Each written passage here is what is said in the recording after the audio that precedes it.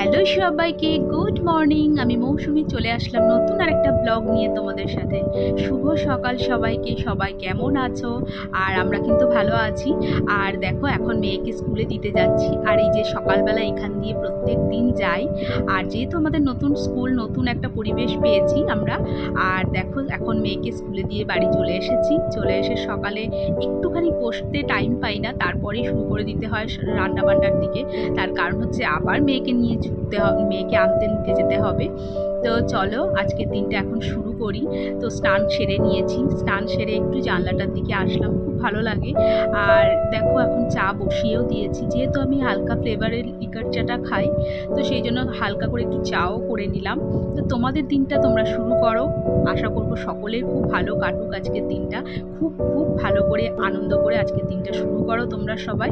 তো চলো, আবারও দেখা হবে নেক্সট ব্লগে। ততক্ষণের জন্য টাটা।